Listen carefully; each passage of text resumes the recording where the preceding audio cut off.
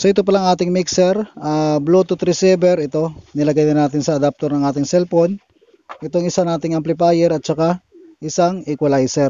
So mayroong tayong dalawang viewers na nagtanong sa atin. So ito ang kanilang mga katanungan tungkol sa Bluetooth connection na pag gumagamit daw ng mixer at equalizer. So mayroon daw Bluetooth receiver na gagamitin So dun sa Bluetooth receiver mga idol na ginagamit natin, so ito kasi ginagamit ko dito ay B16. So dun sa ibang Bluetooth receiver, kahit hindi B16 mga idol, basta Bluetooth receiver, magagamit din natin yan Same lang ang connection natin na gagawin dyan. So ito lang kasi nabili ko, kaya B16 ang ginagamit ko. Pero kung may ibang brand, tapos sa Bluetooth receiver, pwede po yan. So dito tayo ngayon sa ating kubo mga idol, medyo malakas ang hangin kaya medyo maingay So ito mga idol, ang ating mixer. So mayroon itong Bluetooth. Pag ang connection na gagawin natin ay mixer to amplifier, hindi natin makukonek ang Bluetooth niyan mga idol. Kahit may Bluetooth may itong ating amplifier at saka itong ating mixer, kailangan pa rin natin ng cord connection So pag magamit tayo ng mixer to amplifier, ang Bluetooth dyan ay magiging useless Hindi natin magagamit yan pag mixer to amplifier. Pero pag ang ating Bluetooth ay manggagaling sa ating cellphone, pwede tayo makakonect ng ating Bluetooth sa cellphone papunta sa ating mixer. Tapos cellphone papunta sa ating amplifier kung may Bluetooth yung ating amplifier. So yun lang pwede natin mapipiring dyan, dahil itong cellphone pwede natin mapiring sa mixer at saka sa amplifier. Pero yung mixer to amplifier hindi natin mapipiring yan. So dito sa isa nating viewers, paano daw ang connection ng wireless audio receiver sa mixer, equalizer at saka amplifier. Itong ating wireless Bluetooth receiver mga idol lahat ng wireless Bluetooth receiver ay mayroong output po yan na 3.5, ayan, BBPL. Itong ating wireless receiver mga idol, hindi natin to pwede ma-direct sa ating amplifier. Halimbawa Bluetooth to Bluetooth ang connection natin, hindi din natin mapipiring yan. So ang mapipiring natin dito sa ating wireless receiver ay cellphone din. Ayan, so gagamit tayo dito ng 3.5 to dual 6.35 dahil mixer yung ating paggagamitan. Ito lang Ayan, so ilagay na lang natin sa ating adapter ng cellphone.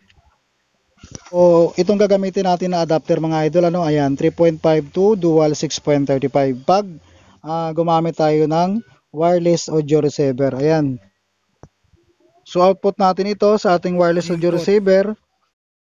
Ito sa ating input ng ating mixer. So katulad ng ginawa natin, pwede tayo gumamit ng 1 into, pwede din dito sa 6 and 7. Ang nagbago lang po dyan dahil wireless audio receiver ang ginamit natin.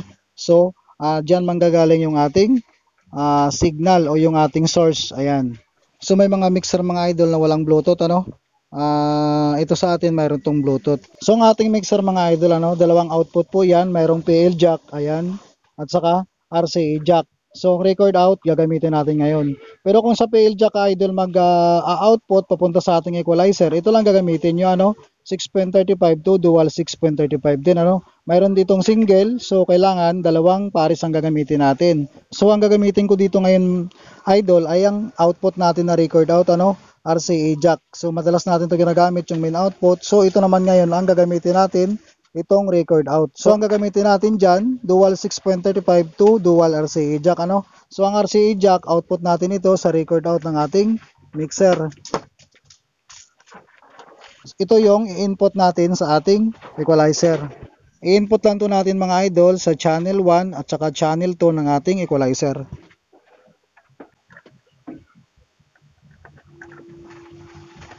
So dito naman mga idol, sa output ng ating equalizer, papunta naman dito sa isa nating amplifier. Ito pa rin ang gagamitin natin. Pareho lang din sa ginamit natin sa ating record out ng mixer, papunta sa input ng ating equalizer. Dual 6.35 to dual RCA lang din. Output lang tayo sa channel 2 at saka channel 1 ng ating equalizer, itong PL jack.